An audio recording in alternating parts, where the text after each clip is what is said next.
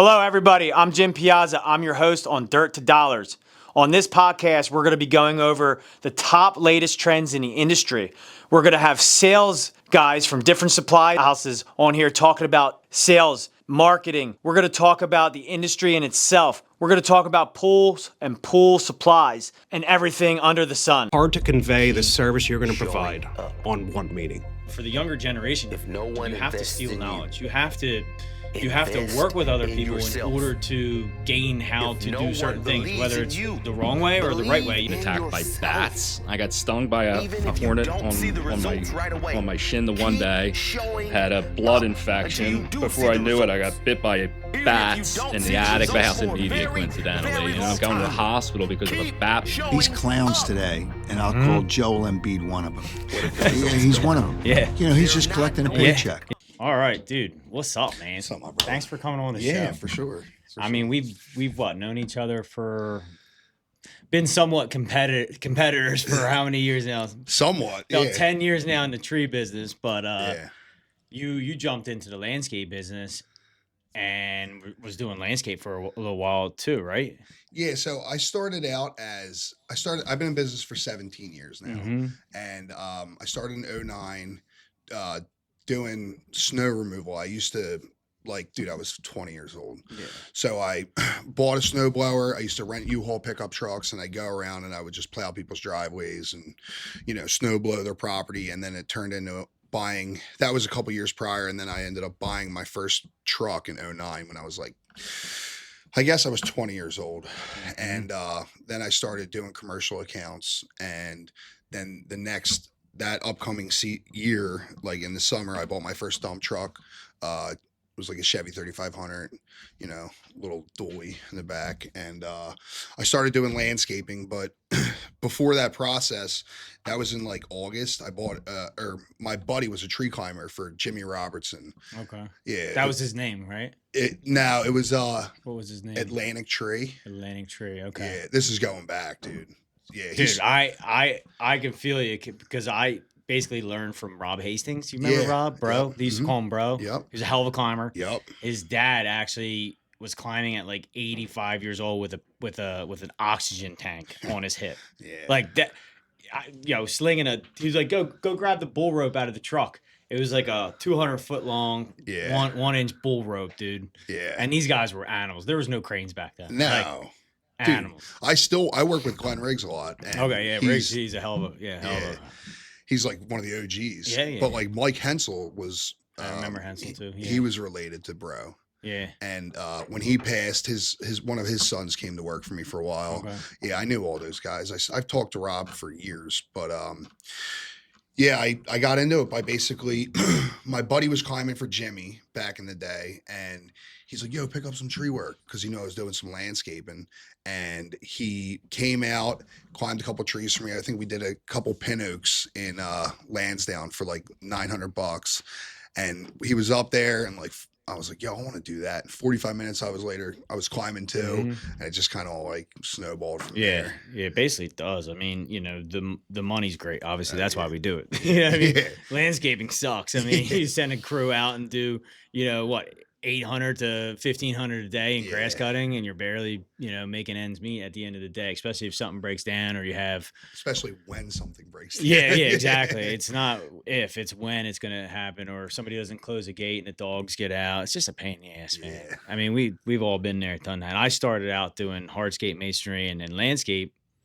I loved building things, Legos, basically, as a kid. So I loved digging in the dirt. So I was always about the dirt work and hardscaping. But the tree business, working with Bro and just getting into the swing of things with him when I was younger, starting out, you don't have full days booked, right? So you got to go work or sub with someone else. So I was always subbing with masonry guys, or Bro needed me to go bring my dump truck in for a day because his chip truck couldn't handle it. So, and I had a dump truck at the time.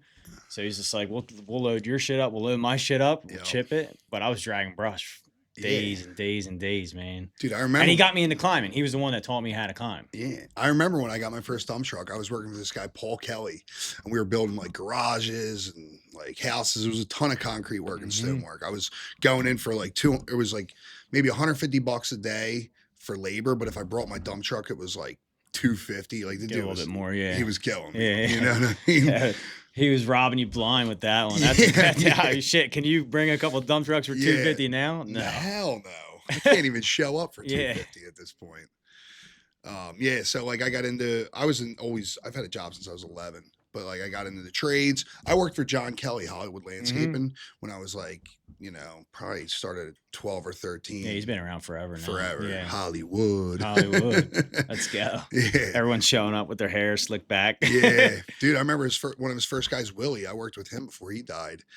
So like I was there at the very beginning when he was doing his thing right out of Middletown. And Yeah, I remember where he lived. I think like the kids that lived in his neighborhood used to say he would leave his garage open and steal beers out of his garage like 8 o'clock at night. Everything gets dark. They're stealing beers out of his garage. Yeah. So I learned a lot from him and just, different contractors throughout the days. Yeah. But I remember filling them days, dude. You might have 4 hours of work and then you're like, well, let's go do this and let's go do that. And, doing that at that young of an age kind of has like festered into like what I do today because now, we're booked as shit all the That's time. good. But like there's times where a crew gets back and I'm like, go fucking do this. Yeah. Or go chip that up or go Yeah. clean this. And, creates. Absolutely.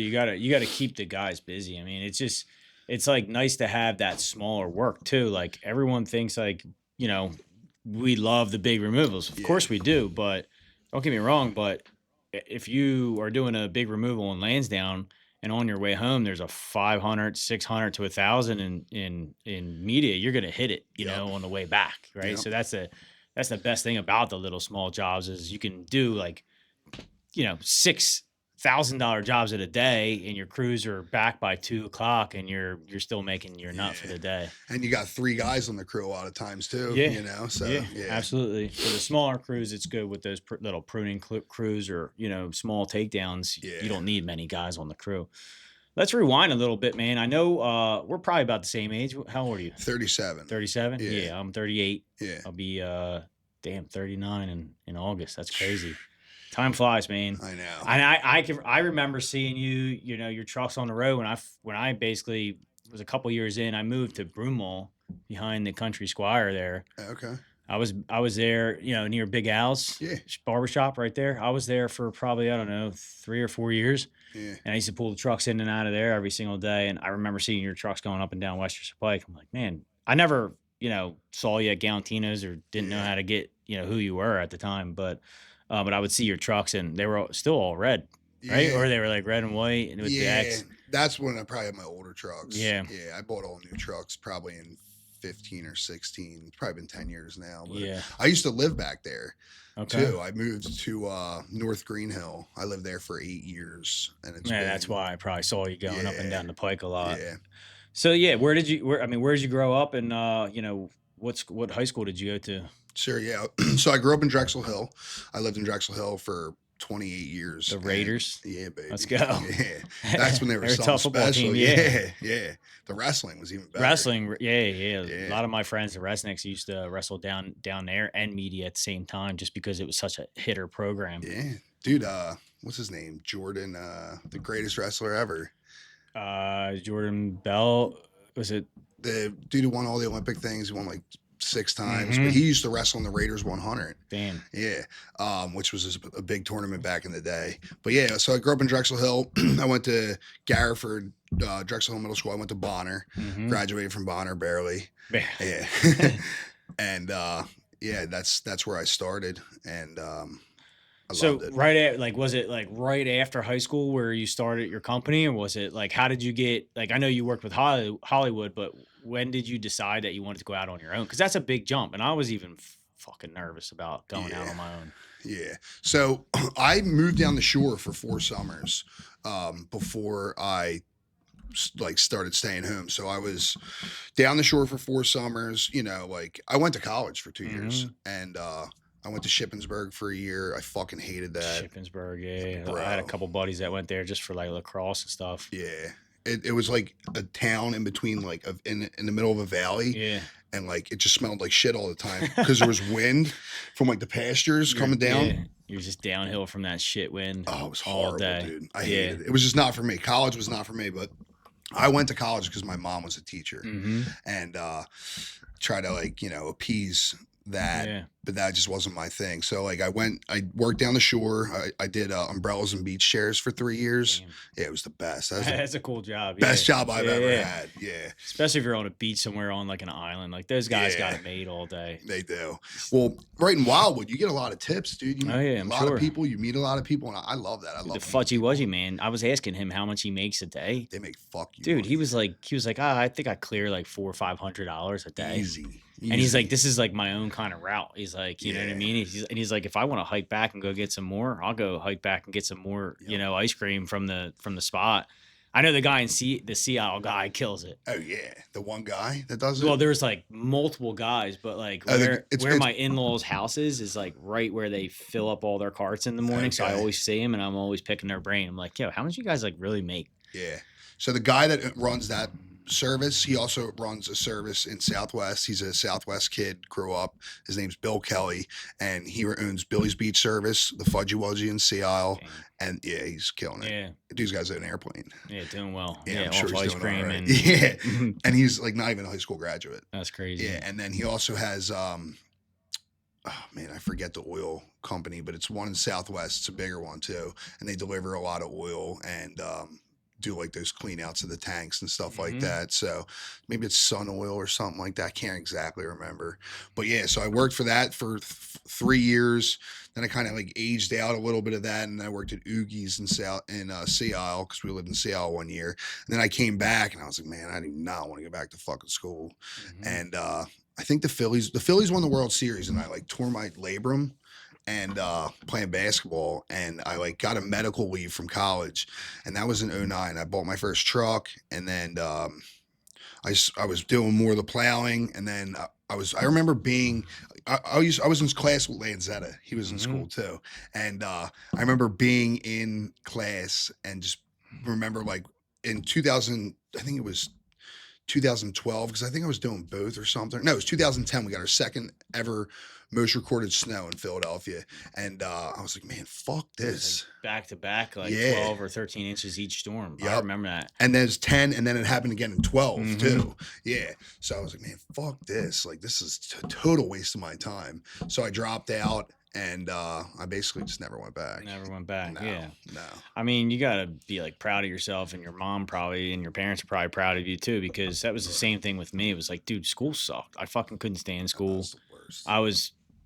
I wasn't a great student, like by any means, and I actually seen some of the teachers and stuff now, and they're like, dude, I'm so proud of you. Like, you came a long way. Like, we definitely thought you were going to be dead or in jail by now. Like, just because I was like, not like, they were like, do your work. And I was just like, all right, whatever. I'm not like, I don't need to listen to you, kind of just that negative attitude. But like, I kind of already knew what I wanted to do. I like being outside. I like working. My dad's a general contractor, so I would go work with him. I wasn't even showing up for school because at that time junior year, I had, I don't know, some small clients doing landscaping and mulching for. I would get out of work at 9:15 and go to work with my dad doing carpentry work, and I just hated being inside doing kitchens and bathrooms. Like, I wanted to be outside. So when I was outside, like, doing mulching or tree work or patios, I just kind of felt, at home. Yeah. It was just easy. It was easy to work. And I love doing what I do. And you take a step back and take a look at what you build or what you did. It's great. It's a great accomplishment to feel when you're done doing something like that. Yeah. Same with kitchens, but you're still inside all day long, cooped up in someone's house. Like, I don't want to be in someone's house, Yeah, I like building stuff, but I don't like being stuck on the same job for X amount of months. Yeah. Right now I'm redoing my shore house. Yeah, and it's I've like, seen that. It looks great, man. Yeah, it looks good. That color looks good inside the living room there. That's my bedroom. Or is that the bedroom? Yeah. That color's ceiling. sick. Yeah. And then you have the white two-tone. I just saw it on a quick reel you posted. That's all my interior designer. That's great. Jeanette Colgan, she's the best. Wait, you'll have to turn me on to her because I'm building the house down there. We're probably going to start in like, I don't know, maybe a month or two. We're just Yeah. waiting for the demo permits to come through. But You were telling me about that. my wife's great at a lot of things. She just doesn't have the eye for that interior decorating stuff. Yeah. And it's probably just worth it to hire somebody. So you Dude, have to give me her number. I painted 2 of the 3 bedrooms, and I like got done the 2 bedrooms. I was like, yeah, like I fucking hate it. Like, I was repaint it. Yeah. Yeah, I was just I was like, I just brought in my designer, and I was just like, can you just like figure this out? And like, I'm not gonna question anything you do. You just send me what you think is gonna look good, and I'm just gonna order everything. And I'm just gonna do it. She fairly reasonable as price. Extremely reasonable. that's Yeah, good. it's my little sister's best friend's mom, Okay. and she's fucking awesome. That's She good. does a great job. She did the bathrooms, and then I was like, fuck it, just do everything. Yeah. So she did the kitchen. She did everything. That's good. Yeah. And it looks good. Like, cause you know, dude, I'm a single dude. I don't have like somebody to be like, oh, like, what do you think about this shit to a girl? And the girls are really good at that stuff.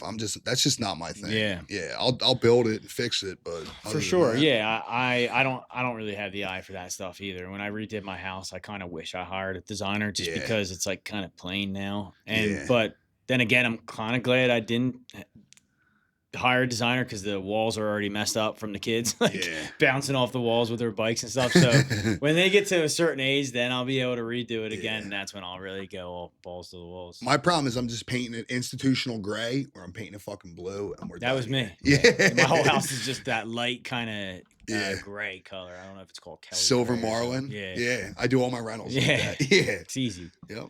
So what what made you choose tree work over other trades? You know, was it, give me an idea of what you think. I mean, we all know why, probably. Maybe not the viewers, but Well, I'm sure they have an idea. Yeah. One, I mean, I'll be honest with you, dude. You feel like a fucking man at the end of the day. Yeah. Like, you out there and you slay them dragons, like, Oh yeah. mission accomplished. Yeah. There's only so many of us out there that can actually get the job done efficiently and effectively and like safe. And it's the second most dangerous job in the country. It is. It is very dangerous. Very dangerous. Oil rigging and underwater welding might supersede it. I know underwater welding does because it has a higher workers' comp rate, but oil rigging's right on the cusp of it too. With the state, it's like 38%, which is fucking ridiculous. That is just crazy. It's crazy. Yeah. So, one, you really feel like a man. You get some shit done. Two, I mean, dude, you get paid. Like, your work pays off.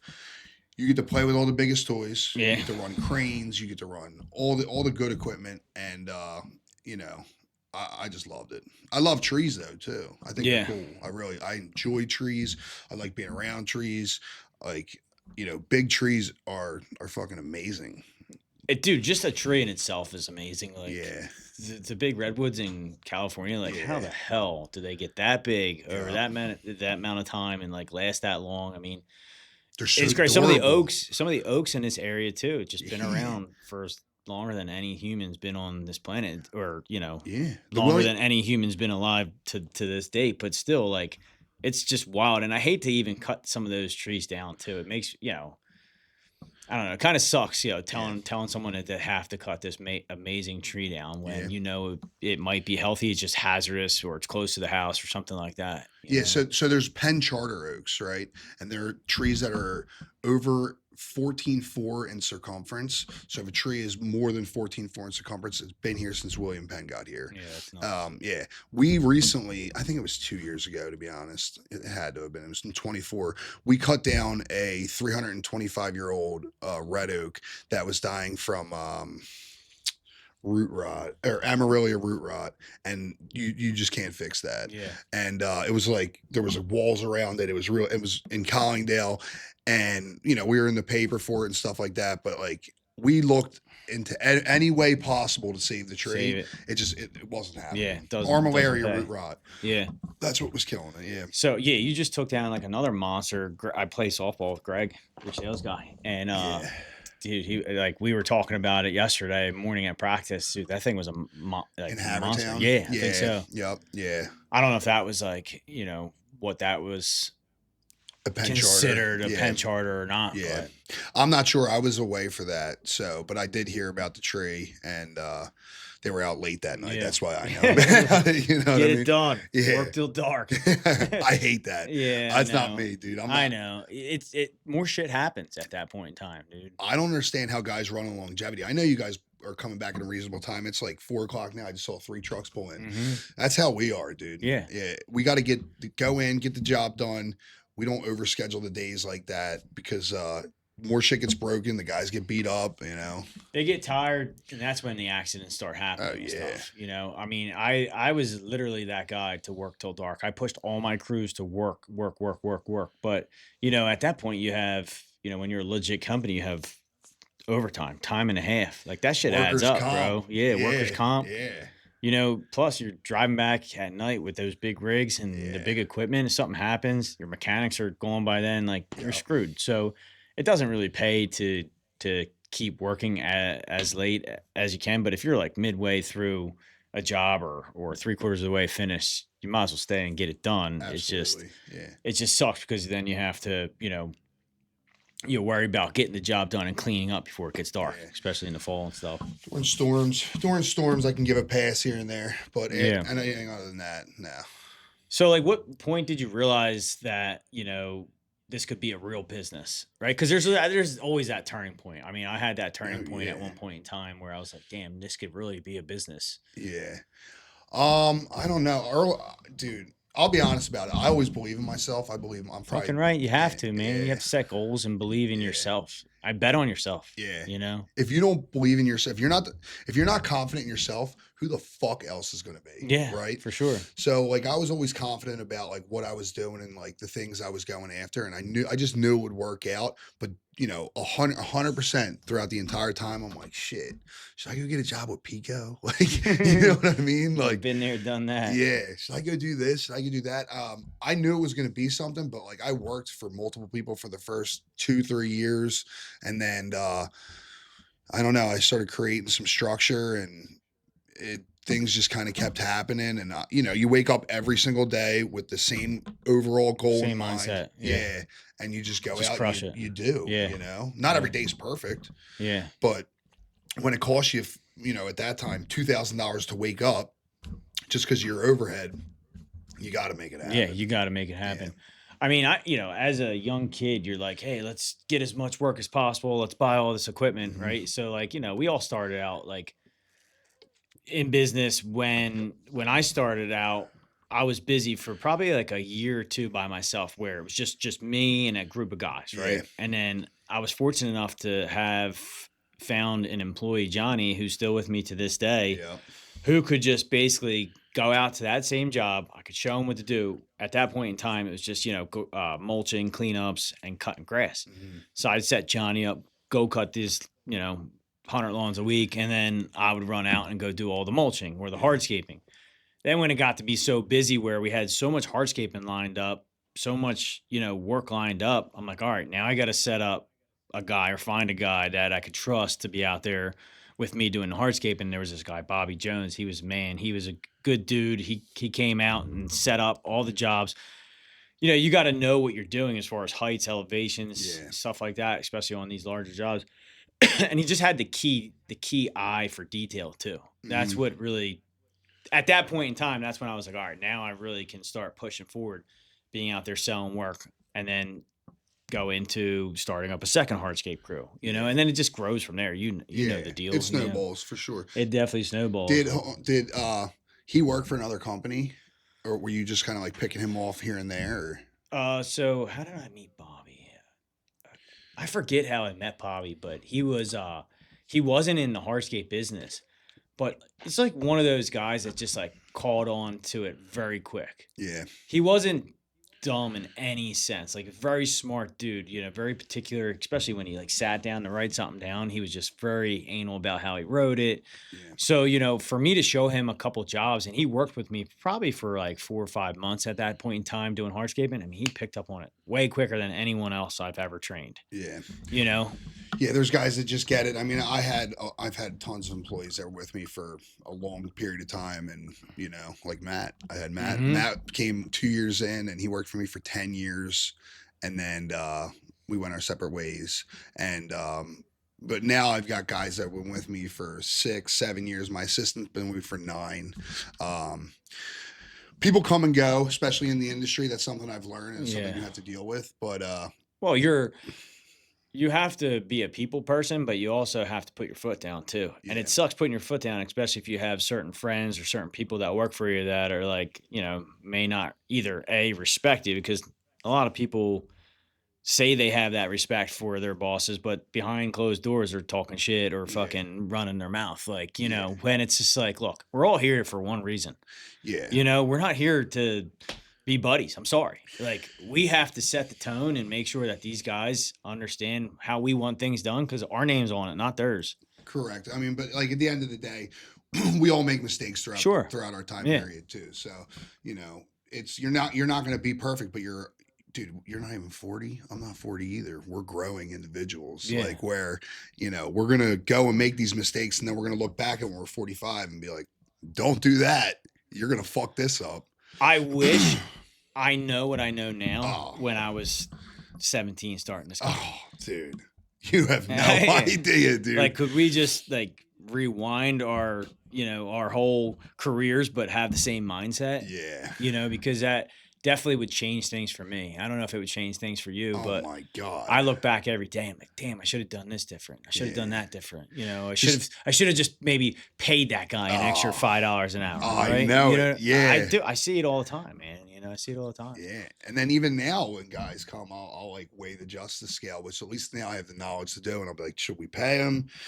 He has different ideas, does he mesh, how will it affect the overall chemistry? There's so many things that go into people pleasing, employees and customers are the hardest part of the job. Yeah. Without a doubt.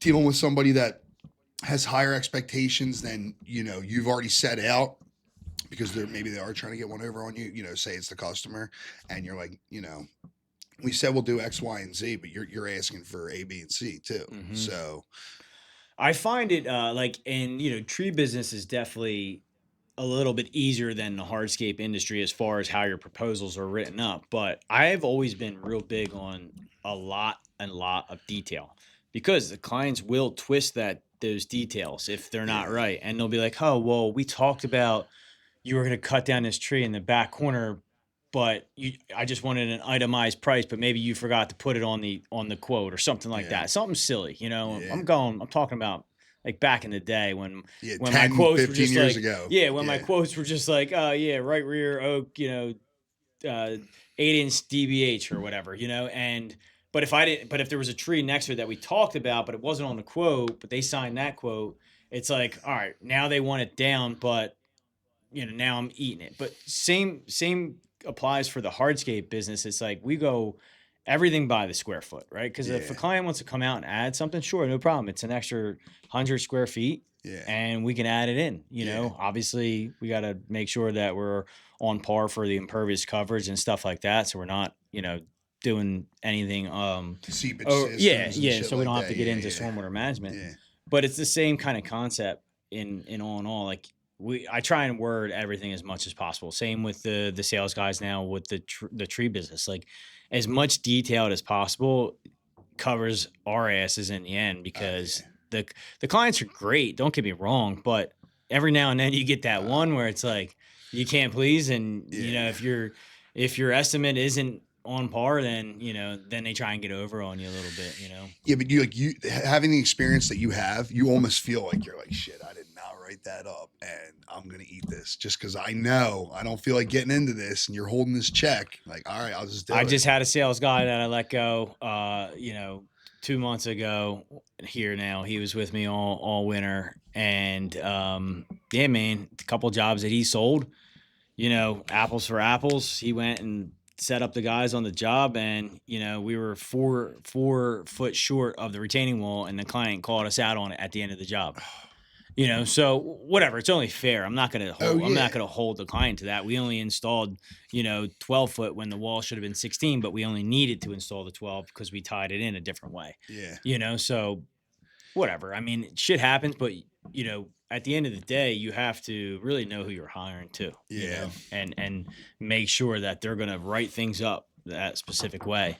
Yeah, I like to bring out new sales reps and have them ride along, Mhm. for X amount of time. If it's like Yeah. a week or two, if they already know what they're doing, like with Greg, it was like 2 days. And Yeah, was he a foreman before? He was a tree foreman before? for maybe a week or two? Okay. Yeah, we bought that company Yeah. in 2021, maybe it was. Okay. Maybe it was 2020, I think it was. And when we bought the company, and then he came in as like a climber foreman, and I just saw he was displeased, and I was like, just sell. And he's the best salesman I Yeah. got. Yeah. That's like some of the best form of like organic growth you can actually do. Yeah. You know? Yeah. Yeah, we acquired I think one Tri-County tree. Yeah. Yeah, Tony. Tony was the man. He was like my grandfather, to be honest with you. Yeah. He would go to Florida and be like, Jim, run the tree company for the winter. He's like, I probably get, a couple calls a week. He's like, I trust you. I'm like, well, I have my own company. Like, aren't you going to be worried about if I take that type of work? He's like, you're not that dude. I can already tell. Yeah. I'm like, you know what? You're right. Yeah. I'm not going to take that work, but we were just starting out at that point in time. So, we worked coincide each other. I mean, his shop was right next to ours here. And, anytime we had a massive job, his crew would come in, and his crew was the best in the business. Yeah. His crew was just great. They took Bunch care of guys been with him forever. They were with him for 3 or 4 years, all brothers and cousins. Yeah. There's some of them are still with us to this day. Okay. And they just cared about the equipment, like the owner operator would care about the equipment, but also they were just very good and fast. Yeah. Fast. I mean, Jose and his brother, amazing guys. I've heard about yeah, him. He's yeah. really good. Yeah. A lot of guys in the industry try to steal him. I'm sure. Yeah. Oh, I know somebody. Yeah, right. Yeah, he can't afford him. He can't afford him, bro. Yeah.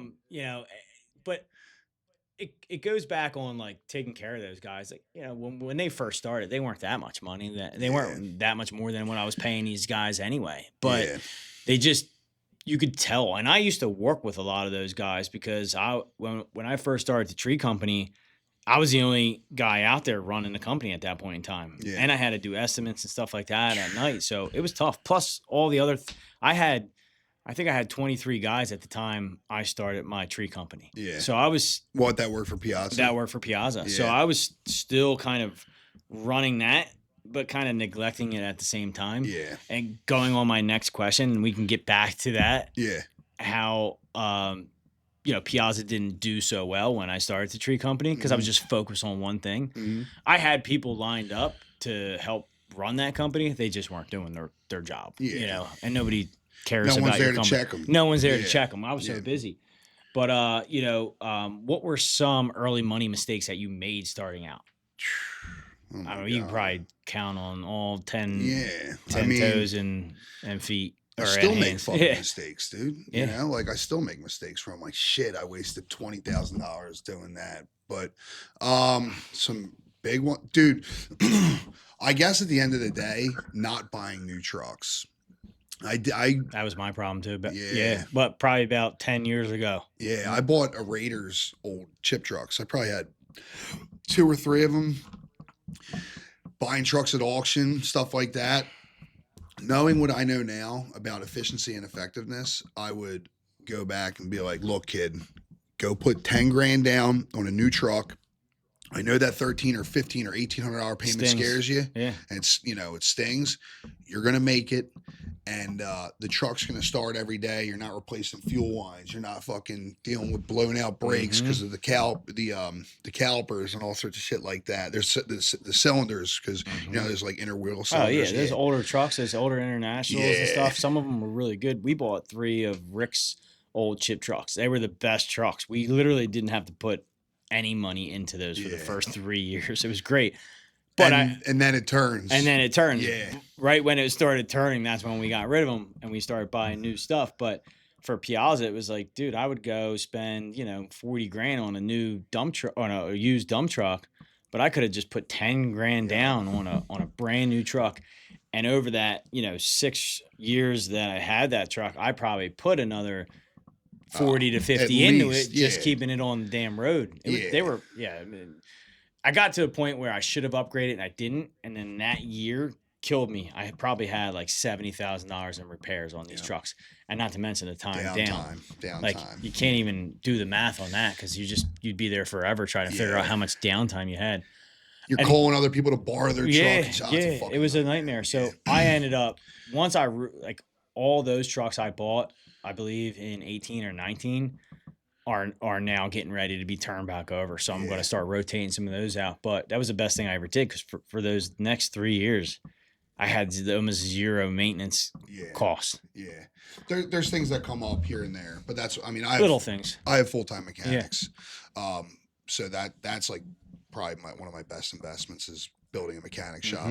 But I'm like getting ready to probably in the next 2 years flip my chip trucks too. And like I was actually going to ask you some questions about larger chip trucks today. I'm ready to buy a larger chip truck for my crane crew just because I'm tired of blasting with a 16-yard truck.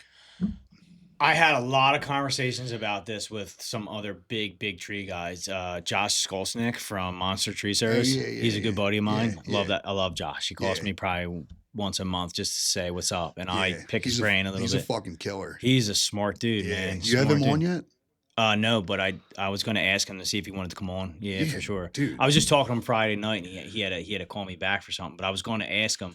But I think he'll come on. Yeah. He's just, dude, he's so busy. I know. Man. I met him in Pittsburgh. We had a dinner up at this is when TCIA was up there for something. This is years ago, but this was before he sold Monster, or maybe right when he did. And then I was at a remember those grapple cranes that were a big thing in the beginning, like a couple years ago. He was at one of those demonstrations in North Jersey. I was at too. He has Redbox now, dude. Too. He's smart too. Oh, yeah. He's got a bunch of different companies. So basically, he's got Horsepower Brands now, which is a company that, like, if you were looking to franchise, you would go to Horsepower Brands, and he would set you up. He's got accountants on staff. He's got, he'll help you out with like certain trucks or certain vans that you need to buy because he has his dealer license. He's got the bankers. He's got everything under one kind of brand. And he'll basically just start dishing out these franchise companies underneath of his kind of horsepower brand. It's pretty smart. That's pretty smart. It's really smart. And he's a smart dude. I pick his brain all the time. He's a little older than us. Yeah, he's not much older than us. It's crazy. Killer. Yeah, he is a killer. Very smart at in the tree business and stuff. And he's no dummy. I mean, he understands the concept of tree removal and how to make a dollar off of it. And it's a tough business. And I think at that point he was just kind of getting drained and just kind of was like, hey man, if I can dump this and turn something else, turn a dollar somewhere else. And then the guy that I partner with, from what he told me, for Redbox, had the patent on putting porta potties on a dumpster. And then he just took it and scaled it. Like crazy. I mean, nationwide at that point in time, he was doing dumpsters. He was one of the first tree companies to sell to PE, if I can remember correctly. And I know it's a big hit now, but when he sold to PE, it was for like $50 million to Boxwood down in North Carolina. I mean, I read the whole article. This was a long time ago. I'm sure that's worth more now, but he kind of like almost started setting the standard for like what's happening in the tree industry a lot today, which is private equity is joining. And there's a lot of opportunity. There's opportunity for growth. I'm sure there's gonna be mistakes made along the way in both ways. But I mean, when you see, dude, we just saw Ward sell. John B. Ward just sold for a lot of money. And I would personally call them the best tree company in the state. Probably up there on the East Coast. I mean, they literally wrote the book for Penn State's arboriculture. But like, how many different crews? So he's in our area, but how many different crews is he running 12. daily? Really, 12 tree crews. Yeah, they have 12 buckets or 10 buckets with like 10 or 12. I didn't know they were like that big. Oh, they're that big, dude. Their trucks are immaculate. Immaculate. They're beautiful. I wish I could keep my trucks that clean, dude. Don't we all? Yeah, They have like over 3,000 Plan Healthcare customers too. Damn. Yeah, which that's where Yeah, you know, they got some big money for that oh, company for yeah. sure. I know. I've heard the number. Yeah. It's You have to tell me immense. off I record. will. I will. But yeah, they sold, and I was honestly shocked to see that because that's a third generation. Jim and or James and Pete are the next up, and I mean, for what I heard they sold for, it's like, oh shit, this PE thing's real. If somebody like Ward is selling, Yeah. I'm impressed. You know, if you see somebody like Shriner selling next, I'll Schreiner's a good dude. I don't think Love he'll that ever dude. do it, man. Me neither. Steve is the man. Oh, he's the I think we're best. going to be redoing his pool. Okay. We went out to his house last year to look at his pool renovation, and yeah, I met Steve probably about 4 years ago. I was pulling up the Starbucks. I don't even know how he knew it was me, but he was in his car and scared the living fucking shit out of me. I'm about to pull open the door, and he's like, Jim Piazza on his loudspeaker. He's got like that that intercom system in his car. Yep. Dude, I almost shit myself because I didn't know what it was. I Yeah. like thought it was the cops or something, but I'm cool. I'm clean, man. I'm not doing anything wrong. Mhm. And then I started talking to him. Hour goes by. We're still chatting. Like, Yeah. he's just a good dude. And then he stayed in touch with me throughout the years, and he's like, dude, I don't get it. I don't get it. Like, how are you doing all this work? Like, you got to be pulling your hair out. I'm like, dude, I'm young. I'm like, Yeah. I'm trying to get it as much as I can now. Yeah. You know. Yeah. He I don't think he'll ever sell because I did I talk don't to him either. about it. Yeah. I mean, more power to him because, you know, So- but then again, you got that kind of stress off your back, maybe, you know, it might be nice. I guess he's 21 years older to the day than I am. So we have the same birthday. Same birthday? Yeah, June 26th. And I went on vacation. It was like the Dortones invited me down to we went down to see the Falcons play the Eagles maybe 4 or 5 years ago. Yeah, And they're always it giving out was- tickets. Yeah, it was me, him, and Mike in the box. Like the CEO of Hyundai was there, and we did a tour of the Hyundai factory and everything like that. And I got to hang out with him for a couple days. And that dude, I never met somebody so fucking energetic. He is such a good guy, and he's like a genuine dude too. So we really hit it off. And then we've been. I have a bunch of friends that worked for him for a long time, and why he knew me, I knew him, type of deal. But we never like real got FaceTime like that. And yeah, I strive to be like people like that in the industry. Definitely. Yeah. Definitely. I mean, you look up to like your people in the industry as, I don't know if you want to call it your idols or whatever, but like For sure. you have to look up to somebody and get inspired to do what they're doing in order to make it, right? Mhm. And if you have that goal to crush it, like Rick, I mean, he was a great mentor of mine, Yeah, right? And he yeah. did everything by the book and the right way. And when I was doing hardscape and landscape and I started doing tree work, you know, I was subbing Rick all the big work. I Mhm. just didn't know who else to give it to. And They were in business when you started? Yeah, Damn, yeah. how long have they been out of business? oh Christ, it probably, I'm going on 10 years this September Okay. with Pro Tree. So they probably about 9 years ago now. Yeah. And it's crazy how that time has even flew by like that. Dude, I always said no one will ever forget Rick's. No one will. Eventually, maybe these younger guys have no idea, but like, I remember just being young, driving around the industry and just seeing like fucking 20 Rick's trucks driving by. I'm just like, holy shit, Yeah. dude. Just go to his yard after Yeah. hours and see his setup. Like he Yeah. did it right. I mean, you know, so, you know, at that point in time, like you said, Rick's was everywhere. Yeah. And we were doing, you know, small ass trees, and sometimes we get a couple big tree jobs, and I would just sub it to Rick because I was friends with Mikey and Yeah. those guys that were his sales guys, and you know, I'd call them up like, yo, what would you put on this tree? Give me like $3,000. I'd tell the client 3,500, Yeah. right? If Rick showed up to do it, whatever. At that point in time, it didn't really matter. Yeah. So, Yeah. but it was great because they'd come out and bang the trees out, and then, you know, I was doing a lot of the smaller work with my chipper and chip truck and just, you know, just trying to make ends meet at that point in time. The way he scaled equipment, I feel like he was one of the first to do real production tree work. Oh, yeah. Like, seriously. Like, Yeah. production tree work started probably in the early 2000s, but like, he was fucking dead ass serious about production Oh, tree yeah. work. They were banging shit out. Yeah. $7,000 a day, you Yeah. know, $5,000 a day. I with a think trimming crew. he was probably one of the first ones that really have like the 60-ton GMK Yep. crane out there, you know, at At that point in time, that seemed like one of the biggest cranes to do tree removal. Was. Yeah. And now there's 120s out here doing shit. nuts. Like I have a 60, and my crane's mid-size compared. You guys have a 110. That's a 120. 120. That's yeah. a 120. Somebody else we know has got a 110. Yeah, trying to copy off me. Yeah. I mean, he started firewood because of me. So, you know. We're not gonna name any names, but no. the haters gonna hate, bro. And he ain't climbing no damn trees. He didn't start like we started in the actual business. 7 years I was a climber. The Yeah. first 7 years I climbed. I Mhm. answered the phones. I fixed the chippers. I did the trucks. I did the billing. Yeah. And then my best hire I've ever had was my assistant, Allison. Mhm. She came in probably 9 years ago, and there was somebody before that too. But best hire I've ever had was an assistant. That's when people ask me how to scale a business. I say, well, tell me like about what you do.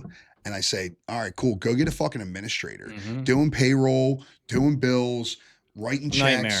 I used to hate it. Oh, Dude. dude, I'd be up till 10 o'clock at night. Well, that's literally- the problem. That's the reason Oh. why I hated it, is because I'd be out there working with my hands, and Yeah. you know, actually, Rick was the one that basically drove by one of my job sites where I might even had him come out and look at a tree, and he's like, "What the fuck are you doing in a tree right now?" Yeah. He's like, "You cannot run a business from the tree," and I'm like, and it just dawned on me, like, damn, you really can't. I'm like, what do you mean? I'm running the business. He's like, dude, you cannot run the business from the tree. Yeah, but that's like bro. Yeah. You know what Oh, I yeah, mean? yeah. Like that's like your boy bro, who was like, you know, obviously he's very successful and stuff like that, but you're gonna beat the shit out of your body. You're not gonna get actually anything done seriously. And nowadays I just work on my business. I don't work in my business Yeah. pretty much at all. I do quotes here and there, and I deal with bigger clients. Like I'm dealing with some golf courses and stuff right now, but and other.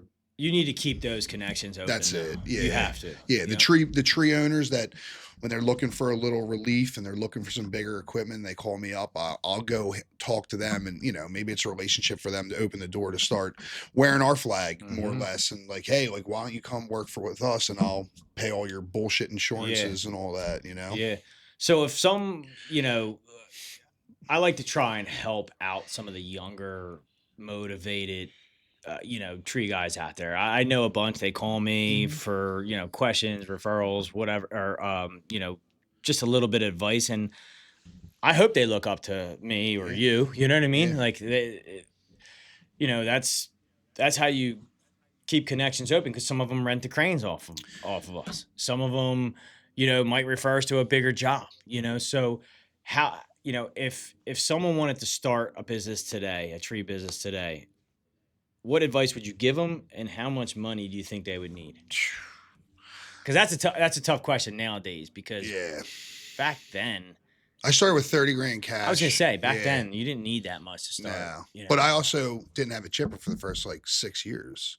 just rent them or something. I would rent them. I would just cut shit up, throw it in the back of the truck, Yeah. go dump it. I mean, I would say first things first, get yourself a good chip truck. Second thing, get yourself a real good chipper. You know, none of these 12-inch ones, 15 diesel, you know, go spend the money. You're going to make it.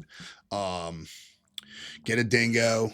I mean, you're already at fucking $250,000 at that point. Dude, a new bucket truck's like 223 at 230. Really? I just spent on one. The pre 230. Yeah, the I haven't bought non-CDLs. one in a while. We but just I bought haven't one last year. I'm going to buy another this year, and the non-CDL, which is great. looked. Yeah. I looked back at our receipts when we bought. This was mid-COVID or pre-COVID. The last 3 bucket trucks I bought were 169. I think when I first started, we bought our first truck, and I believe it was like 142,000 or something like that. Crazy. Yeah, and that's probably the forestry one. Yeah. Well, Yeah. No. That was the first truck I ever bought.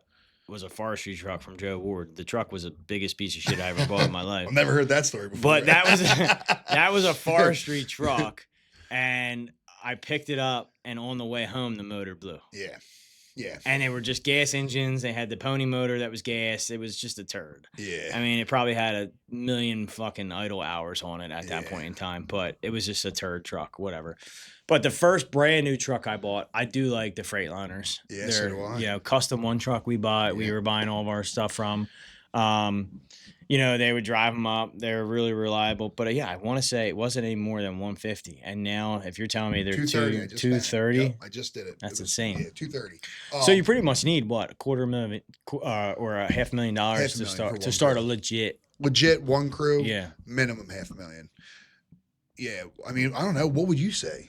Because, dude, I got the log trucks. I got the cranes. Like, you know, if you get into it, I'm like, well, you could spend $2 million. You could spend Yeah. $4 million. So you know? one of the biggest things that I think separated me from like some of the other guys starting out in the business, just, you know, I did have my landscape company at the time. Yeah. And I was always doing tree work. Yeah. I never advertised for it, but people would ask me all the time and I would do it. If I could bring in Bro, if I could bring in another climber to get the job done, I was doing it. And just at that point in time, I bought an old F450 4-door with a lift gate on the back that was set up with that tree guy. I forget his name. He was down in like Darby somewhere I bought it from, but he was like dying from cancer. And you know, he had this truck with the lift gate. It was all set up for tree work. So I'm like, you know, I'll jump in and start doing a little bit more tree work. And it held a shitload of chips. It was a great truck, 7.3. I love that truck. I mean, 7.3s. I still have pictures of it. It was crazy. But I started out doing tree work in that, and I was just subbing some of that work out to like buddies of mine that would climb. But I mean, you know, we were going out and making $4 or $5 grand a day back then. That was a lot of money for us because the climbers were a lot cheaper. Yeah. You know, $300 a day. Yeah, 300 bucks a day. You Yeah. pay these guys. Some of them were 250, and they were still animals. Yeah. But I think for me, it was Good like, luck getting that now. Yeah, you ain't getting that now. No. No way. You know, I think for me, it was like before I even really started that tree business, I had these clientele. And I'm like, if I'm going to do this, I'm going to try and do it right. And I'm going to book and sell as much work as possible. Yeah. So I had about a month and a half to 2 months worth of work booked for the crew for consecutive weeks. And then we invested in a chipper and a chip truck. Yeah. But I wasn't going to go buy all this equipment and then try and find the work because I didn't want it sitting there.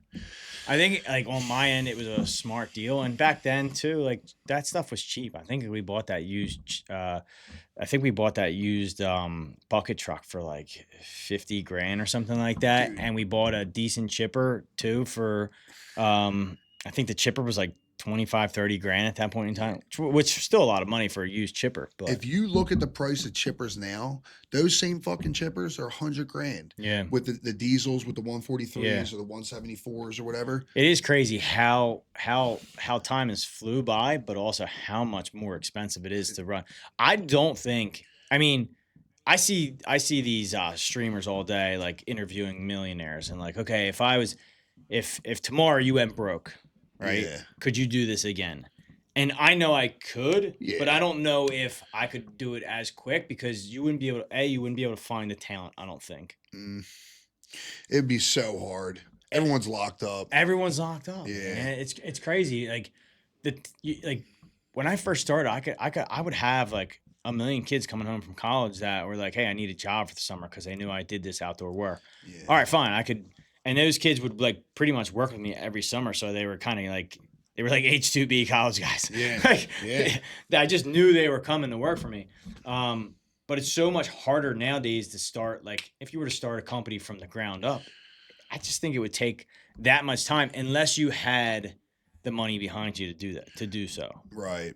But also, I hate to break it to you, you young kids, man, it's different now. There's not a million of these young guys out here that are dying. They're making more money on TikTok and Instagram. I and shit. get like it. Some I don't know. Some of them are Bitcoin or whatever the hell it is.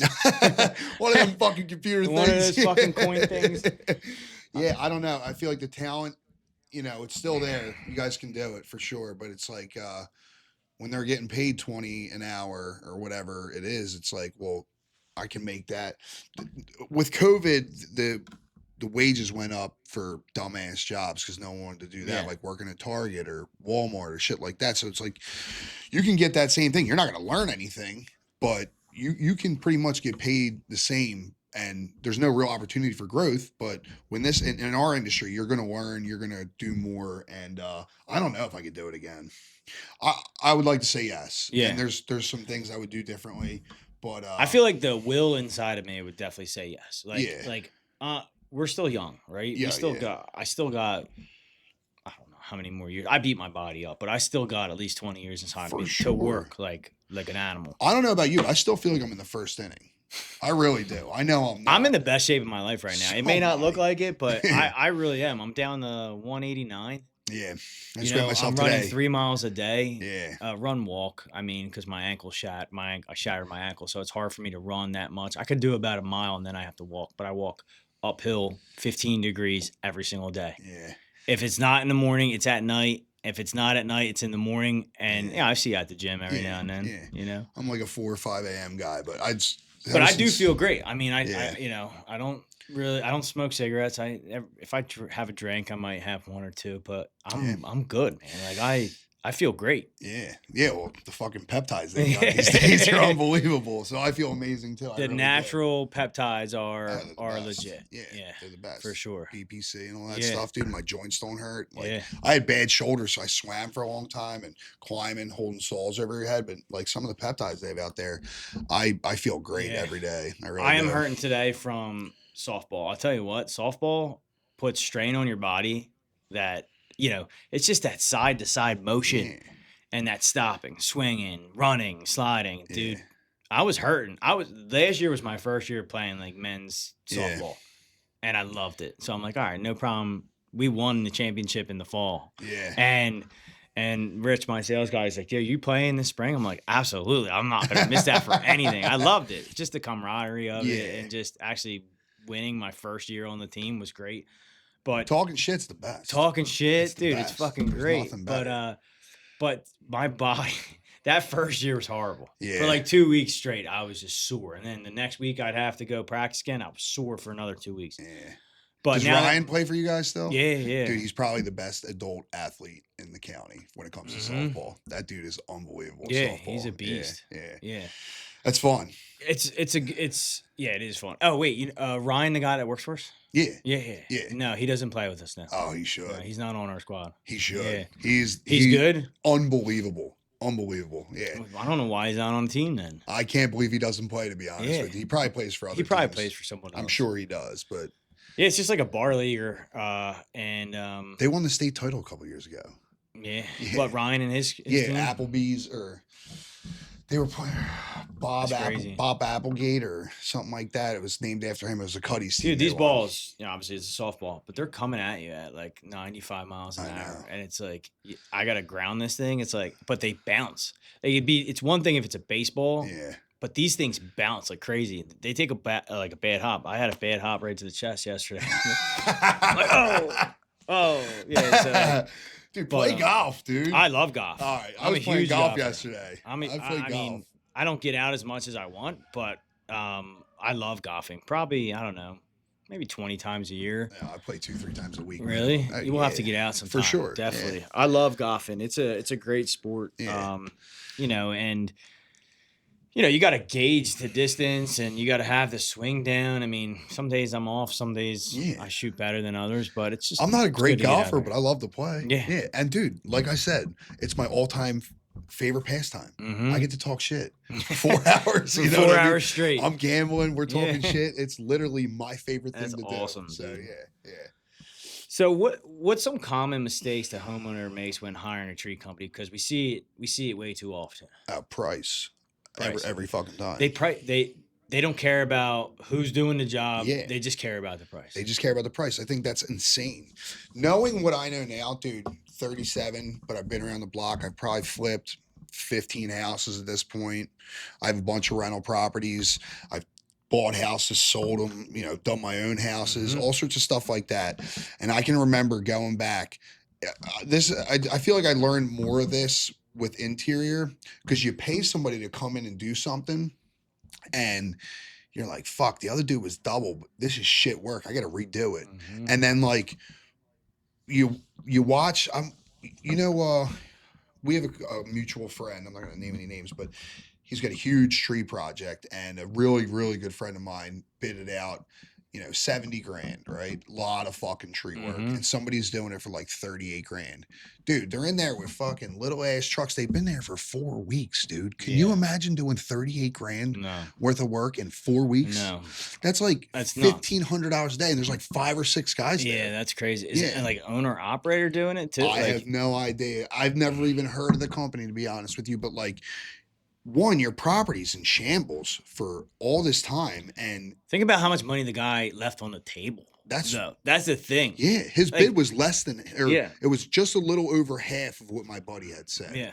And you know, you see these common mistakes made where homeowners are hiring just based off price. I really think that they should go off reviews, quality of work, and just like the experience they get from other people that are local in their area have gotten from them. Because like that's my number one way I sell is marketing's great, all that. I do the social media, I do the mailers, Yep. all the shit. That I you love guys your do. social media too. Appreciate that. I was trying to get Noah here to be like, yeah, you see how he kind of like does like how he's just like, on top with some shades and then it goes to another clip. Mhm. I don't know what that's called as far as marketing goes, but it's just like a cool video where you're doing something Yeah.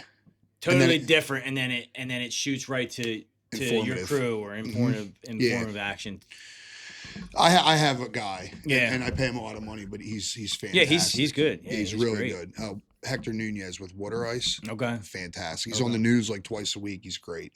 I got him through a mutual friend, but yeah, like going back to what we were talking about, like you see these people that are hiring just off of price. You got to go with the credentials, dude. And because you'll just have a better experience. Yeah, it might be $1,000 more, but like doing that, dealing with that on the first end, like I just had a guy tile my bathroom. He is a fucking ace. I spent good money on it. My bathroom looks fucking phenomenal. Phenomenal. You don't got to worry about it. It's beautiful. It's like showroom quality. Yeah. And like for me, when I work hard for my money, just like you, dude. And if I see somebody that didn't kind of do it the right way, I grow a resentment towards them. And like I'm like, dude, this looks like shit. Why? Why are you cutting corners when you can just do it right the first time? Yeah. Like I want to rip it out and redo what are it. But what are they saving? Time? Yeah. Because then if you make them go back and replace it, you're only going to spend more time redoing it. Especially if you hold them accountable where you're like, hey, I'm not paying you for this because it's shit work. I've been there, done that, and it sucks to have to be that dude to tell you that stuff. Yeah. You know what I mean? And that's why I feel like for me, I've always like done really well with hardscaping. It's because like I'm not perfect. Don't get me wrong. My guys have screwed some shit up here and there, right? Hell yeah.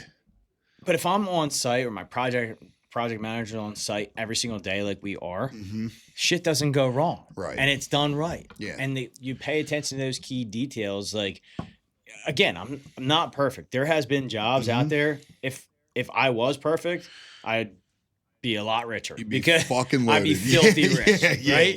Yup. But everybody makes mistakes. Yeah. You have to lose to win. I'm a real big firm believer on that. Like I've lost a lot of money back in the day on stupid shit or on jobs that I either underbid. I finished them though. Yeah. I didn't leave the client hanging. I didn't leave this X, Y, and Z. And it's a testament to who you hire too. Going back on the sales guys, like it's great. You want to grow. But if you don't have those proper sales guys in place, that could really screw your whole company up big time. Because your name's on the side of the truck, not there, so they could care less. They could just get fired, walk away. And then you're stuck fixing all their work. And that was part of the reason why it was hard for me to really grow the hardscape and the pool side of things, because I didn't want to just send a bunch of sales guys out there and then be, oh yeah, I sold this $150,000 pool. Well, it should have been bid at $300,000 because you're missing all these steps. And that's why to this day I still bid a lot of those bigger projects, Yeah. But like, it's tough. But when you talk about that and like the homeowner doesn't see all the work that you're doing here. You got your fucking conference table over there. You've got expenses all over the place where it's like you're just seeing these 5 guys doing the install. You're not seeing the training that goes into it. You're not seeing the work that I put in the winter where I'm bringing in specialists and I'm explaining things and I'm spending time going to different factories to see exactly how this material's made. Like they don't understand, like we only hire certified arborists for our sales team. Yeah. And it's like, you don't understand. I have to send them to conferences all year long. Yeah, which is a must. To keep up on their CEUs. They get their certs. Yeah. So like I'm spending money on hotels. I'm doing all of that. You don't see that in the tree job, but it's like if you call us, you get sustainability. You know what I mean? Like we pick up the phone. We pick up the phone. Yeah, man. I understand that dude might take that tree off for like $1,200, but like, is he gonna break more shit when it comes to insurance jobs? Dude, I'd had clients when we first started, and not so much now because I don't answer the phones or really hear the phones ringing down there at that office. But I've had clients call us. We give them a quote. They don't go with us, but then call us to pick up the wood. I've had that because the too. wood's been sitting there for 4 weeks, Yeah. and this Joe Schmo never had it included on the paperwork. Or to do the stumps. Or to I'm do like, the get stump. the fuck out of here. Yeah, you're No gonna call way. me now to do the stumps. It's gonna be Yeah. triple what I quoted you Yep. now. Yeah. Because you're calling me back. I gave you a price for 300 for the stump. Yeah. I'll do the stump for 1,000. Yeah. But like, what? Go call the other guy to do. Yeah, the call him stumps. back. Well, he Yeah. doesn't have a stump grinder. You know why? Yeah. That's because he just wanted to get in and out, grab your money, and peace out. Yeah. He didn't care about your Well, stump. well, the stump grinder's 70 grand. The trailer's 9 grand. The truck, the toes is And you gotta pay somebody $35 an hour The to guy run it. doing it, yeah, it's $35. It's an hour. nuts. It's nuts. You know, part of the reason why I wanted to start this podcast is to help have awesome guys on like you, but be able to school some of the clientele that may be watching, may not be watching, but you know, somebody needs to get in front of them a little bit more too. Like it would be great if we could all come together in the industry and put out like, you know, not a book, but like something on YouTube where it's like, hey, here's what you should look for when hiring a tree guy. And here's all the tree guys, you know what I mean, in the industry. And we all do this same kind of process. But I think they call that a dirty word, a union. Yeah, watch what you say there, bro. Yeah, I know. Wait, is it 9:00 yet? Do we need coffee? Yeah, that's what I'm saying. Do we need our break, our God union forbid we break? have to work hard. Yeah. Yeah. I mean, it's a catch-22 because you have these regulated programs where, like in the city, you're not getting away because they have this OSHA standard and everything that lies with that, which goes union, but sometimes it goes bad. But like some of these union guys are fucking hammers and they really get it done. So I guess it really all comes down to who you're hiring and with the clients, once you build that relationship with a client, like I have clients They don't go anywhere. I've They had don't. clients that have been with me the whole time, dude. This is year 17 where they'll still call my cell phone and I'm like, all right, I'll take care of Yeah, you. Like call this so-and-so, isn't how yeah, I do it, yeah. but It's good that those people actually can reach out. I mean, I still have a lot of clients who call my cell phone and I'll pass them to the office, and I don't want to feel rude by doing that. yeah, but there's a systematic process that has Correct. to be taken care of. And honestly, I don't want to forget anymore. When I was younger, I just pull over and write it down or say text me and I'll text you back. But like, there's so much on my mind right now, especially now, and it's so tough to remember those certain things throughout the day. Yeah. Especially when I'm doing a million different things. Well, the thing is I know that the office girls are going to call you. Like, Yeah. I know. You they're know gonna exactly call when you send that text. If they didn't, Yeah. you remind them in the morning. But usually, my office girls are great too, and they call right away or email right away. Yeah. And you do feel a little rude though, don't you? Because I do. Because it's like at this point, You want to take care of them because Yeah. they're calling you for a reason. we wouldn't be anywhere without our clients. No. That's a fact. But like educating clients along the way and just kind of having them, treating with the respect of your systematic process, I feel like is a lot more important than just kind of winging it Yeah. and taking their call. It's like, I'm going to forget about this in 10 Yeah. minutes. I got Yeah. 17 things I'm dealing with Yeah. right now. It's nuts, but at the end of the day, we all want to be as safe as possible in the tree industry. Oh, hell yeah. Like safety was our number one thing. When I first started this company, I heard the horror stories about other companies, people dying, people passing away. And then one of my biggest things was like, dude, I really don't want that ever to happen to us. So like, how can we be as safe as possible?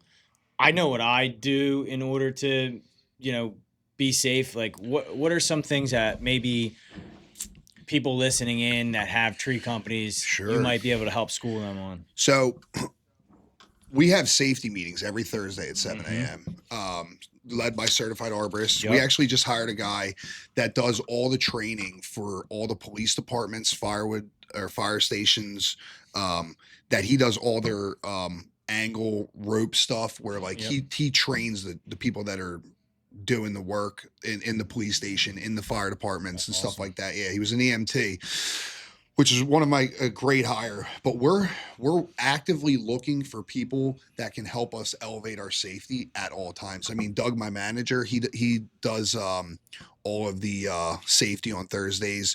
We have a safety board, a safety committee that we meet once a month as a group. That's just like the top leaders of our company, and we create a plan on how we're going to go about these next 4 weeks or 6 weeks for our safety. Like what's coming up? Well, it's going to be cold, so we got to talk about what it's like to work in the cold.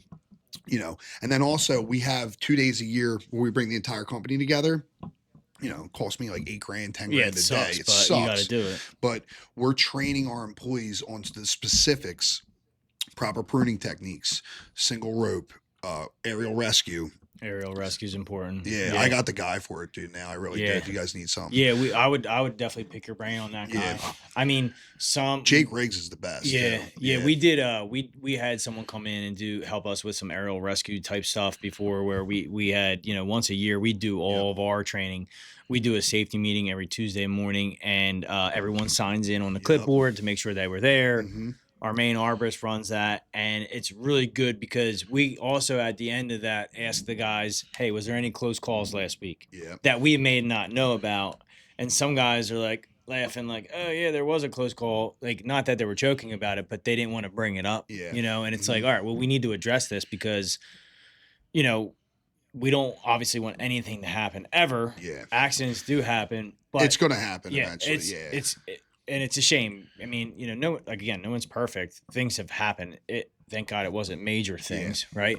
But that's with every tree business. You're not going to be able to get away from it. What I've recognized throughout this time period is that a bunch of incidents create an accident. So it's, when people are having incidents where they're like, well, this incident isn't the best, and then it leads to another incident that isn't the best.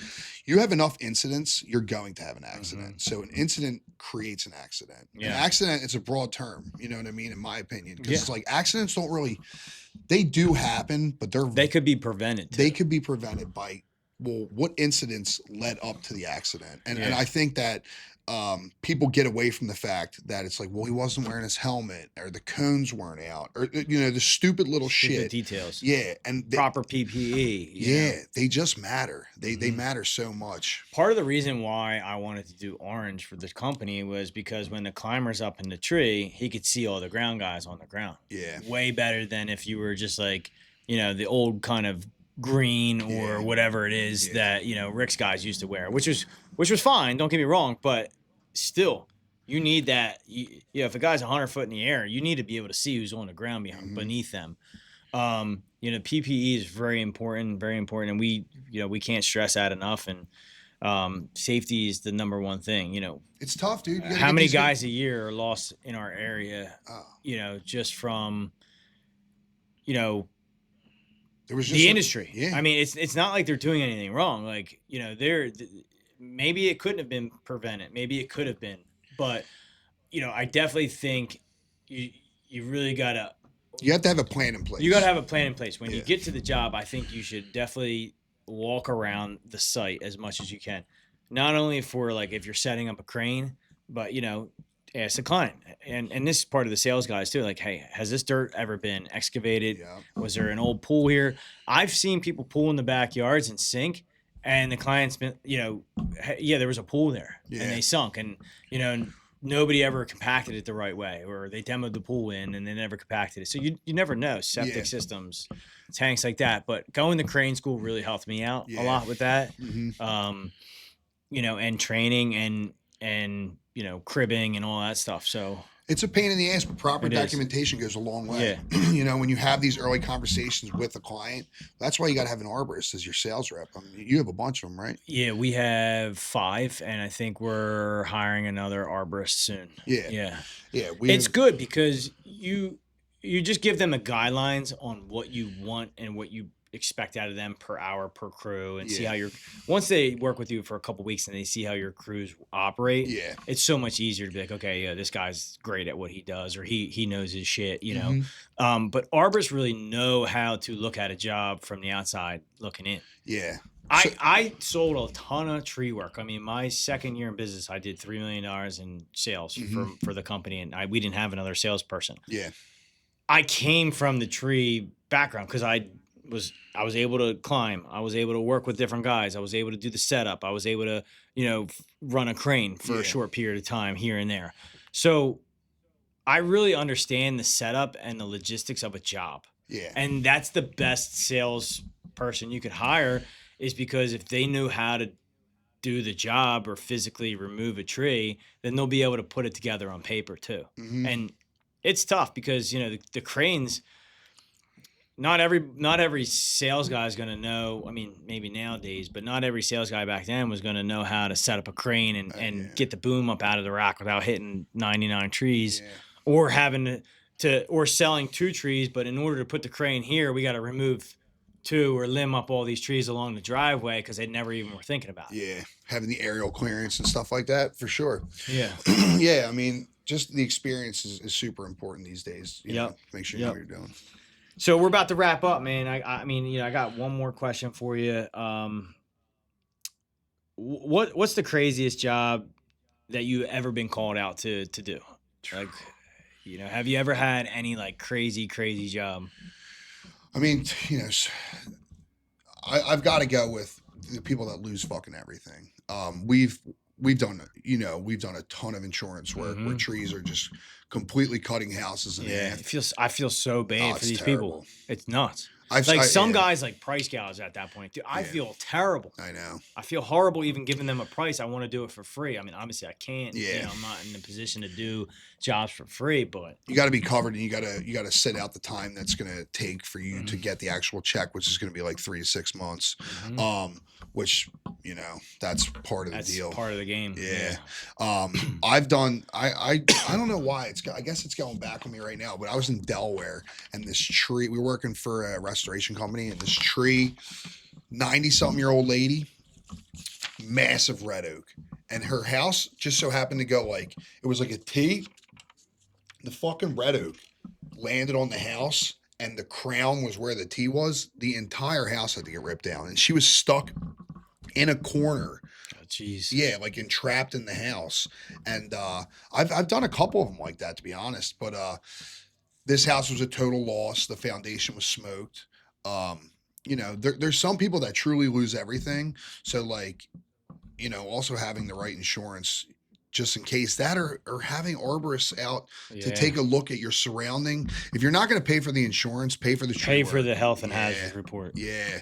Health and hazard, but if the hazard gets reported, we're not just telling you this to make fucking $5,000 off cutting your tree down. We're telling you because somebody could die. Yeah. I've seen it like numerous times. Yeah, I mean, you can tell if a tree has root rot, but if a straight wind comes through, it doesn't matter how healthy the tree is. That straight wind could uproot any tree. Yeah. So it definitely helps having a report. Yeah. And we got a lot of calls these last couple of weeks from the amount of stuff that the amount of storm damage that we had, and people were just upset about what happened in Newtown Square and stuff. So it's good to really, really, really take care of your trees around your property. I hate cutting healthy trees down, but like for me, my house, I cut down all the trees around my house. I still have a couple big ones, but I limbed them all up, and if they fall, I'm hoping they're going to fall downhill because it's a massive hill. But still, and then they're not big enough where I think they're not going to do a crazy amount of damage either. I tell people, I'm like, look, this is a healthy tree, but next to my house, it's not my tree anymore. Yeah. You know what I mean? Correct. Like it's gone. But it sucks, but you can plant some other trees over there. But like I personally don't want the liability. Yeah. But I don't sell with fear. I always try to just make sure that we can ensure stability within the tree if we're going to keep it. Make sure it's as safe as possible. So last question. It's a tough one. Let's hear it. What do you have to say about all the goddamn haters out there in the industry right now? Bring it on, brother. I love it. The only competition I have is myself. Yeah, dude, for sure. We're competitors. I respect the shit out of it. And going back on the Shriner and JB Ward thing, I don't know James from JB Ward. I think we crossed paths once or twice. And they act like we're all in the business to make money, and they're we're not like buddies. We're not like best friends, right? Yeah. But if you're a reasonable guy, like I met you, I think it was walking into that TCIA show or probably a long time ago. Yeah. Yeah. And I didn't know you from Adam, but it's not like I wasn't going to say hello to you. Yeah. You know what I mean? Like I'm a reasonable dude. I'm a nice guy, and we talk probably once, twice a month now, and it's great. There's no hard feelings. We're both in the same industry. We kind of need that though. We need that energy to kind of play off each other. And every now and then, you never know. I could be stuck and lose 2 bucket trucks tomorrow and have so much work. Yeah. sub you a job or two or At the whatever. end of the day, we're doing the same thing with different colored shirts on. Yeah. We literally are. The only competition you're going to have is yourself. There's a ton of work out here. We live in Delaware County. There's 500,000 residents out here, and we're in Philadelphia right next door. There's 2 million. So there's a ton of work. Where there's some of the wealthiest parts of the country are here, the main line. I feel like if you can't sell yourself, you got the problem. Yeah. So I don't really look into the whole competition thing. You're going to do what you're going to do. I'm going to do what I'm going to do. There's other people that are going to do what they're going to do. But I would just go out there and sell yourself and really don't worry what other people are doing. I don't. I never try and worry what other people are I don't doing. give Dude. a I fuck. don't talk that game on Facebook. I don't do that stupid dumb shit. I'm a grown ass man, right? Yeah. These guys on Facebook talking shit. Go ahead, let them talk shit. Yeah. I don't care. I saw it recently. Oh, Yeah. I fired them up a little bit. I get you know it. what I I mean? get it. I like to chip in, but at the end of the day, dude, if someone's got nothing to do with me, Yeah. the best part is it ain't got fucking nothing to do with me. Nothing to So do. I'm just gonna keep doing me. Yeah, and, stay in my lane, stay in dude. your lane, and we still need to feed off each other just a little bit, For right? sure. But yeah. it's good. It's If you at good the, end, publicity. at the end of the day, when you got that one, I got this one. We're Yeah, good, dude. yeah, We're all going to exactly. work tomorrow, Yeah, right? exactly. So, other people are going to have good years. They're going to have down years and stuff like that. That stuff doesn't bother me. I just know if I stay consistent and persistent in my ways, everything's going to work out. Yeah, definitely. I really keep do. hitting the gym, man. That's keep it, baby. keep getting that motivation. Yep. And that's what I feed off of. Like, I set goals for myself. I want to set goals every winter for myself, and 9 times out of 10 I exceed those goals, Every if year. if not better than what I thought it could be. Write them down, check them off, dude. Dude, write them down. It Yeah. creates a euphoria in your mind when you actually cross off Yeah. a goal on a list. Yeah. That's like a scientific thing. Yeah, you know. exactly. So and you yeah. feel so much better about yourself actually hitting those goals too. Mhm. you know, Yeah. So You create your environment. I truly believe that. Yeah. You create your own happiness too. If you're going to dwell on, well, Pro Tree's got more trucks than me and Jake's got more trucks than me, I don't give a fuck, dude. I care how's everything going at executive. it doesn't matter about Yeah. how many trucks you have, dude. It matters what your P&L says at the end of the year, bro. Yeah. Like, I sit with my accountant once a month. I love it. Mhm. I used to sit with them quarterly. Yeah. And I didn't have that correct information in order to be able to solve those stupid little issues. Once a month, I sit with my accountant and I go over everything from top to bottom. It's a 3-hour meeting. It sucks, Yeah. but that's the It's best. expensive. It is expensive, but that's the best way for me to really understand Yeah. where I'm heading and where I'm able to go from that position. Yeah. But I get it. You got, it doesn't matter how many trucks you have. And to be honest with you, I wish I had less trucks Yeah, I got it. and made more. Yeah, I get it. It matters at the end of the day what your profit is at the end of the month. Yep. That's it, man. And dude, how's your day to day? How does your day to day go? I mean, I know what mine looks like. Some days it's a 12, 14-hour day. That's not every day, dude. Yeah. Some days, So when I first started these companies, I worked from sun up to sundown. yeah. And every single day was just nonstop. And I was never home for my kids. I was never there for my family. Mhm. So I told myself about 2 years ago, no matter what, I'm going to be done at 5 o'clock every day. Yep. And I love it. I Yeah. go home now. I have a routine. My son's big into wrestling, so we got practice. I mean, we're still practicing even though the season's over, but twice a week we have wrestling practice. Once a week we have baseball practice. My other kids in lacrosse, I mean, I'm spending time with my family. In the summer, I come home, we hop in the pool, whatever. Like, I need that in my life. I need to spend more time with my wife because we've been through it, Yeah, and we stuck it out, and it was the best thing that ever happened to me. Yeah. Is her and the kids, and my oldest kids are great, but I need to spend more time with. You don't have any kids, No kids. Not that you know of. Ex-wife. but But I get it, dude. Yeah. I got divorced and like a lot of times it was 12, 14-hour days. Mhm. And now like things are different. I've been divorced for almost 2 years and it's like I cut the day off. I have a work phone and a regular phone.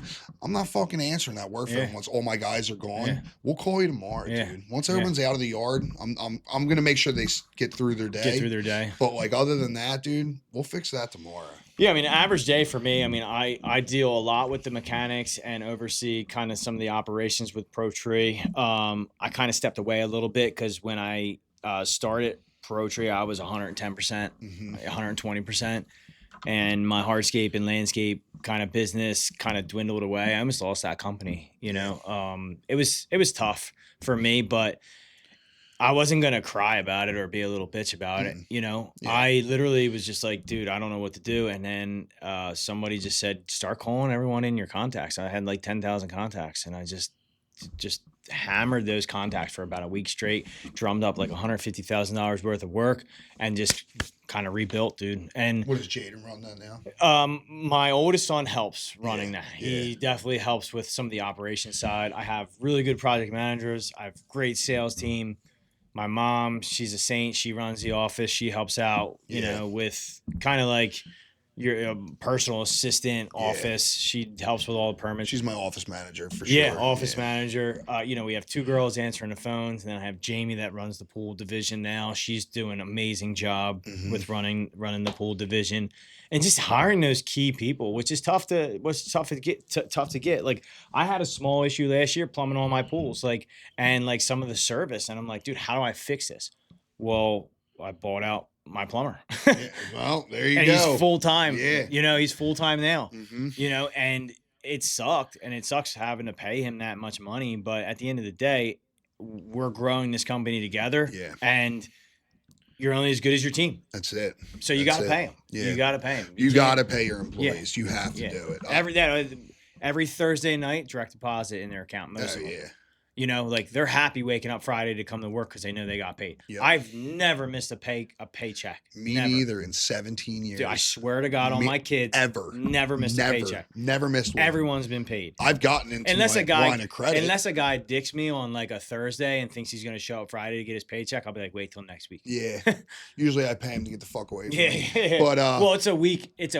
I hold a week anyway. Yeah. So no matter what, some of them think if they quit right away, they can get paid right away. It's like, no, I held your first week. You're getting paid next week. Yeah. Because that's how it works. Yeah. But dude, it was an honor to have you on, brother. Really appreciate I'm glad you came in. Yeah. You know, because we never really sat down and beat it up like this. For sure. I'm glad you came in and chat. And hopefully in a year you can come back on and see how much this the pool thing's great. Yeah. I love it. I've Thank been watching your social media is fucking fire. No, it was right here, man. Yeah. He's a Westchester student. Which you've been with me for almost 2 years now? Yeah. That's great. Almost 2 years. And when he first came on, I kind of wanted to get things in perspective and kind of take it slow just to see where these different avenues would go. But he's awesome, dude. He's still in college at Westchester, and hopefully when he gets out, he's still here. Because I pay him good enough to stay here. Accept all projects, dude. Take it all on. You never know what's going to lead you. Dude, he works night and day. He's started a little detail thing on the side. If you ever need your cars detailed, he built our website. He's building another website for us. He built his own website. He's great. That's great. Awesome. I mean. And tried to put him on the friends and people that I know too, just because he does a phenomenal job. But you have to be present in social media for sure. Yeah, for sure. People need to. That's one of my strong suits. Yeah. People need to understand. There's so many guys on Google right now. It's like, who do you call, right? But if they see you on Facebook or TikTok.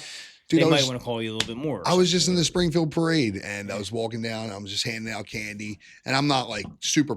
I'm personable. I can have a conversation with anybody. Someone's like, "Oh, I see you on TikTok all the time." Like, that's great. That's how you know you made it, dude. That's great. That's great. But like, I'm a real person. Yeah. But I really greatly appreciate you having me on, and dude, I can't wait to see where this goes. It's gonna be awesome. Yeah, we'll have you on in another year, maybe. My man. All right, appreciate you, brother. Thank you.